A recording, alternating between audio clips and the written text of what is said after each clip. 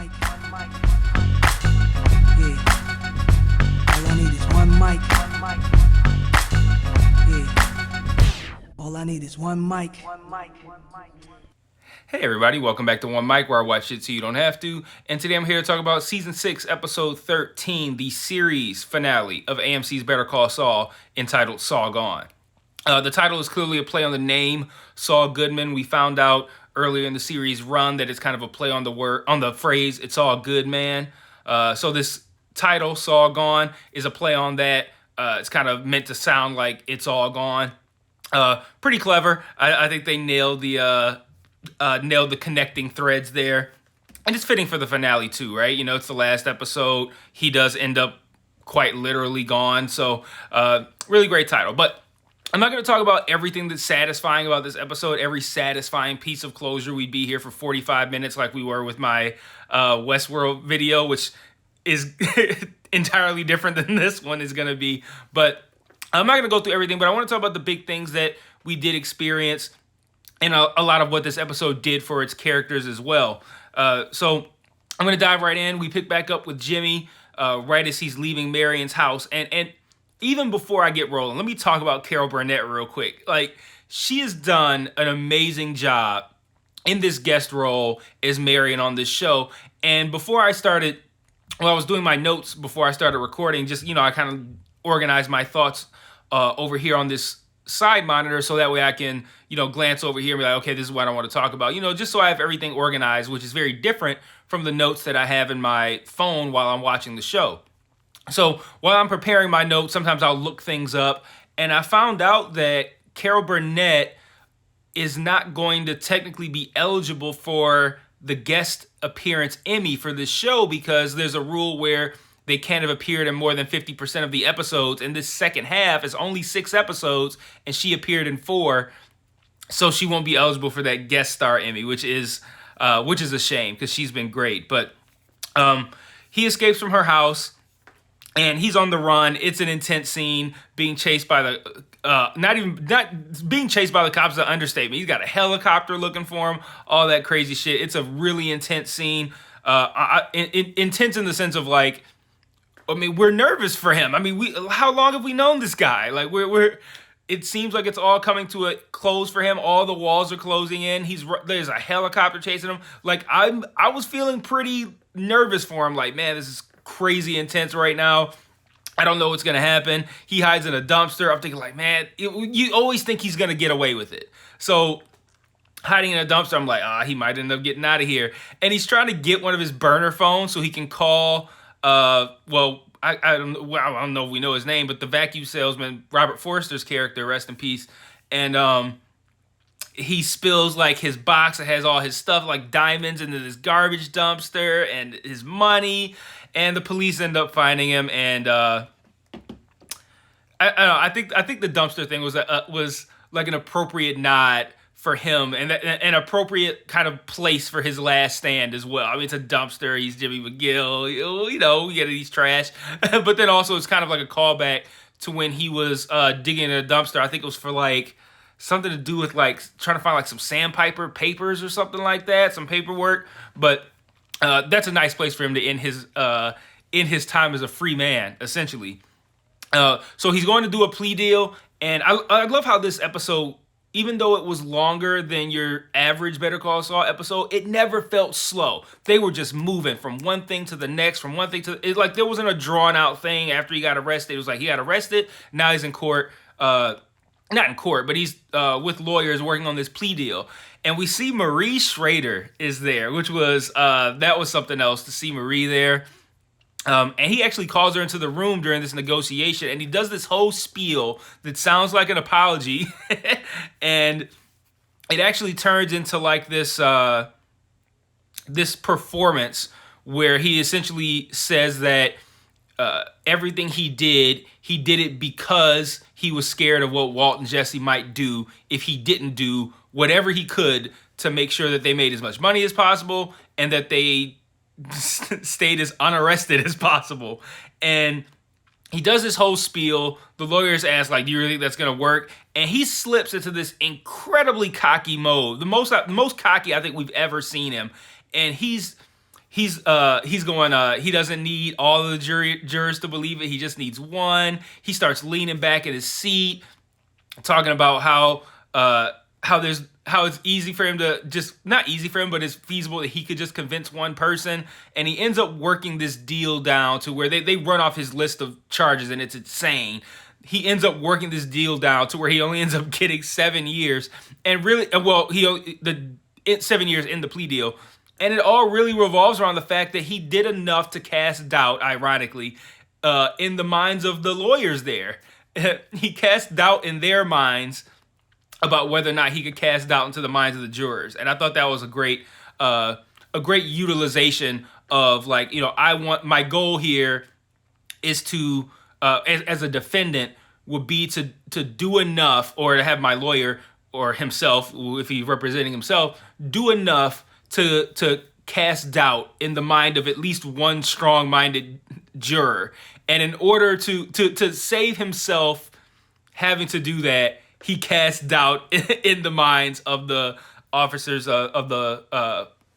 officers he's talking to, or policemen. I don't know what they're called, detectives, attorneys. I don't know who he's talking to. I think it's probably attorneys. What am I talking about?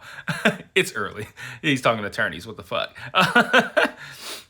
But I love how during this sequence, and this sequence being the most of this episode being the things that happen to Jimmy as Gene, and the Gene timeline in black and white. I love how Bob Odenkirk moves effortlessly between Jimmy, Saul, and Gene.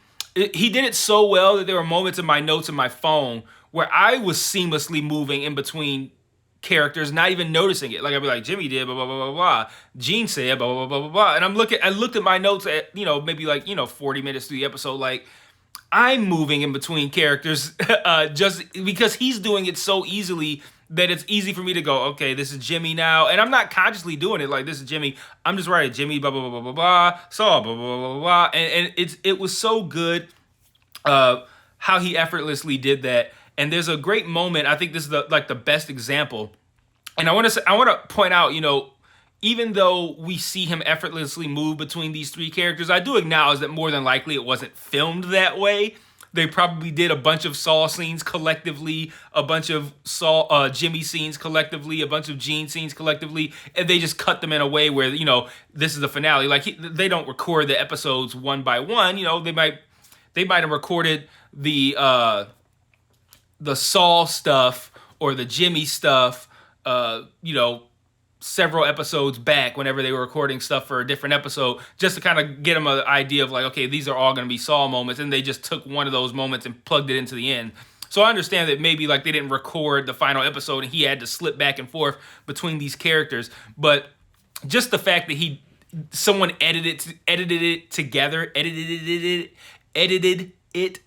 in that way to make me feel that way and to note how seamlessly the transition was still a good move. But my favorite moment of all that moving in between is he uses what I'm thinking is his one phone call. He ends up getting another, but I'm thinking, like, did he use his one phone call for this to quit the Cinnabon, essentially, as Gene? And the passivity, like the softness, the meekness that comes through on the phone in that call is very much, oh, this is Gene calling to, say, to get the weekend schedule out, and to also find a new manager. And then this is contrasted moments later with him as Saul talking to Bill Oakley on the phone. And it was just so, like, it was a great way to display how he moves in between these personas, but it was also a great way to display how Bob Odenkirk moves into these personas. And like I said, in reality, he probably didn't have to go, be Gene in 1 second and then be Saul in the very next scene. But they put that together in a way, I think, that it helps showcase what Bob Odenkirk has done in this role, not just in this final episode, but in this show as a whole. So, really great stuff. But I like how he's, even when he's doing the plea deal, he leans back in his chair looking cocky. I'm sitting there like, does he even look kind of buff right now? Like, they even might have given him extra pectoral muscles to make him look extra badass in that scene. But he decides he wants to push it and get this ice cream, a very specific ice cream, brought to him weekly. And his plan is to use Howard information as leverage. And he finds out about the confession that we already knew about that Kim delivered. And this seems to essentially awaken in him the opportunity to find some sort of relief or make good with everything that he's done bad. You could tell the news about Kim and what she sacrificed in order to get this Howard stuff off her heart. And if you think about it, she was living all this time, working at this sprinkler company without doing anything. She gets that phone call from Saul that's like, why don't you turn yourself in? And then she goes and does that. So when he finds out, he might even be thinking too, like, she wouldn't have even done this if I hadn't talked to her. So here I am again, ruining her life for no reason, even inadvertently. Here he is ruining her life. So I think he saw this as an opportunity to make amends. And I think later he does a good job with that. But we spend some time with Kim after this. She's clearly bored at the sprinkler job. She doesn't want to hear any of the bullshit her coworkers are talking about. So she starts volunteering at a law office, which immediately we see her like going through files, and it looks like she's like living her best life. Like, oh, this is all I want to do is dig through files. And she gets a phone call, and she finds out that Jimmy plans on testifying about Howard. She finds out that Jimmy is going to testify about Howard in a way that could affect everything that she was trying to do with her confession. So we head back to the courthouse. We see Saul in full Saul attire, fancy suit, strolls into court, just like, what's that stupid old person phrase? Like he's the cock of the walk or some shit. He strolls into court like he's the cock of the walk. And he's first starts off with this spiel kind of about, like, hey, look, I was bullshitting about this information on Howard. I don't have anything on Howard. I just wanted to get Kim here so she could hear this, and Kim's in the back. And he then proceeds to essentially confess to everything he's ever done. And, there's all kinds of bickering and arguing about, one, trying to stop him from doing this. Two, you got Oakley there, who's meant to be like legal advisor, and Saul's representing himself, and he's talking about objection and all those guys. Like, how you object? The guy's confessing right now. Like, what do you mean objection? Like, trying to get it thrown out. Like, they're still like trying to save him. And you got the prosecuting team like, Judge, I think he's let him talk. And it turns to this whole thing, and he confesses everything he does, and we see Kim kind of looking like not the way that we were expecting Kim to look, I think. I think we were expecting, or when I say we, I really mean Saul. He was expecting this to be enough to have almost kind of like won Kim back over to his side a little bit. Like, hey, look what I did. We're good now, right? And she doesn't quite look satisfied. And he starts talking again. And now he volunteers information about Chuck. Stuff that's not like Bill Oakley tells him is not illegal, what you just did. You didn't have to do that. And he says he did. And it's because he confessed about how Chuck's treatment affected him, how he set up the whole situation that ultimately resulted. I'm not going to run through the whole thing that he did. You guys know what he did. He runs through the whole situation that ultimately resulted in Chuck's suicide.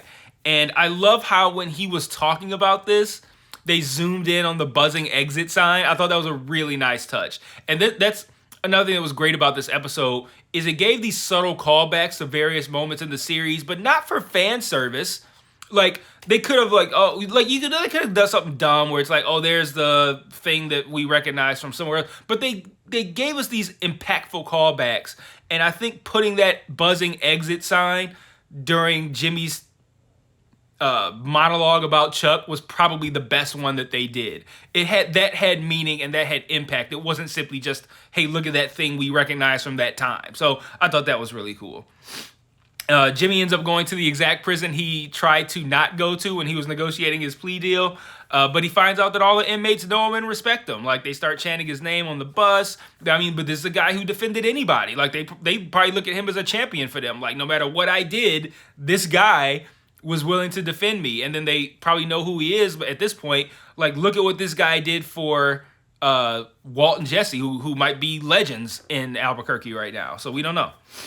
Then we close the episode with a great convo with Kim where virtually nothing is said. She comes back with her no expiring on her bar ID in Albuquerque card, and I guess poses his lawyer potentially to get this meeting with him.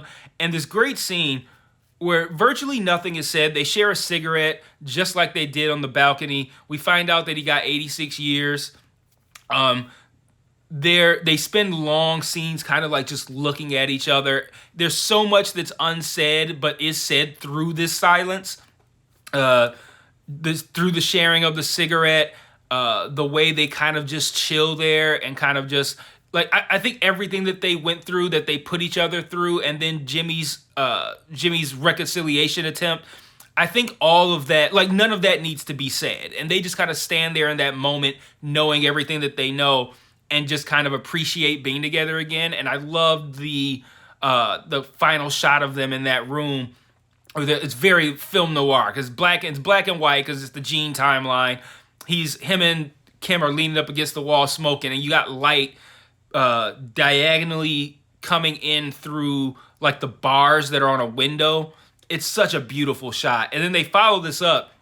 Kim's leaving now, and I'm wondering, why are they showing Kim leaving? I put that in my notes. Like, why are we seeing this?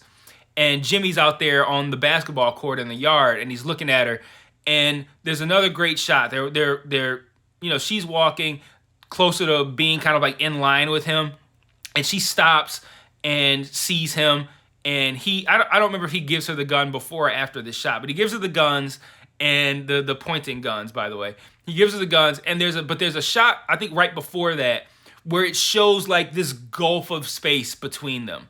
Like him locked up on the far right side of the screen. Then there's like the 85% of the screen is taken up with the width of this walkway kind of, or space, like maybe it's like a grassy space in between the walkway going out of the prison and the basketball yard. There's this big giant space, this cavernous space. It takes up 85-90% of the screen, and you see Kim looking on the left side, looking toward the right, toward Jimmy, and Jimmy on the right side, looking toward the left, toward her, and that cavernous space in between them, and that reality that they are probably not going to see each other again is, I don't know, maybe she'll visit him in prison, but they're not going to see each other, in the same room like that again.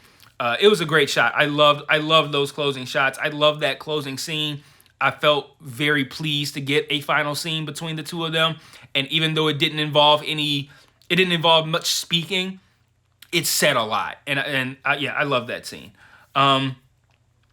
So the last thing I want to talk about collectively is the flashbacks. And I think the flashbacks do a great job of kind of like showing and displaying the clash between how Jimmy thinks and how others think. And I'm going to start with the Mike one, because that's how we open the episode. And he asked Mike about this whole time machine thing. This time machine thing is a through line throughout all of the flashbacks we see. And I asked him what he would go back at what point would he go back in time to. And Mike says that he would go back to the first time he took a bribe, clearly showing regret for the path that what he probably thought was like just one little bribe, where the path that ended up taking him on. And then Jimmy says that he would go back and like invest in Berkshire Hathaway. And then with Walt, he does the same thing. Walt says that he probably wouldn't have left his company, which this is like a callback to Breaking Bad season 1, episode 1. He wouldn't have left his company. And then Jimmy says that like he wouldn't have hurt his knee in a slip and fall scam that he was doing. And also in this scene, we see Walt take a glance at the watch that Jesse gave him. And you think that we at least know that he considered his actions and how they impacted Jesse as his regret that he was going to state in that moment. And he decides to go to the other thing. But I like how they gave that hint with the watch. And then I like how these two scenes kind of displayed the difference between how he thinks, how normal people think, and how Saul Goodman was thinking with this obsession with money and success. And I thought that was great. But I also noticed too, in both of these scenes that we've seen Walt in these final episodes, he's been a huge asshole. And I'm sitting there like, was Walt always a piece of shit like this? But then I look at it like, yeah, he was. It's just we look at Walt as the protagonist of that show, and we ultimately want him to win because it started off from a positive place. But when we think about who Walt became, yeah, he was an asshole. And I think it serves well, I think, to have Walt be an asshole in these two appearances. He's a huge asshole in this scene. So, talking about the science of time machines, and if you want to talk about regrets, let's talk about regrets. He feels like a very crotchety old man, which he was, but Yeah, but he closes out that scene and he goes, "So you were always like this," which I thought was a pretty sobering moment. Probably for Jimmy too, knowing that he wasn't always like this. Everything that happened with Chuck, the need for approval from Chuck drove him to be like this. Kim played a role in almost pulling him out of that behavior. Like he was kind of out of it, and she almost pushed him back into it with the Howard shit. So it's like everyone probably feels that he was always like this, but he knows, and we know, that he really wasn't always like this, but he has become that person. So yeah, a great scene in there with Walt as well. And then lastly, we have the flashback with Chuck. Another great scene that kind of shows the inverse of everything we've seen to this point on the series. We've seen Jimmy yearning for Chuck's affection and admiration and respect, and Chuck not giving it. And in this scene, we see Chuck trying to connect with Jimmy, which is, like, again, that's the opposite of what we said. We always saw Jimmy trying to earn Chuck's approval, and now we see Chuck in his own way trying to connect with Jimmy, and Jimmy rejecting it just on the idea of like what are we gonna talk about? You want to hear about my clients? Or I do stupid stuff. Like, what do you talk? Like, it's the idea of them having just a friendly conversation is so ridiculous and foreign that Jimmy doesn't even take it seriously, and that being really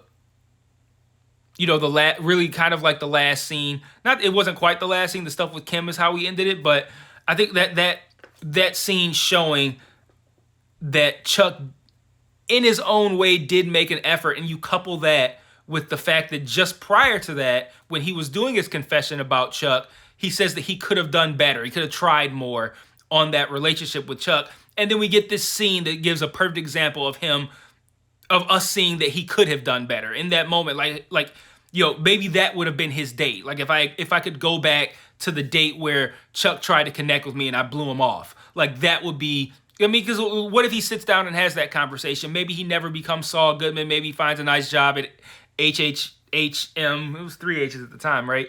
I don't know. HHM finds this job, and things play out differently for him. Maybe he never meets Walt. But, in that moment, he kind of rejects this kind of like meekish attempt at camaraderie from Chuck.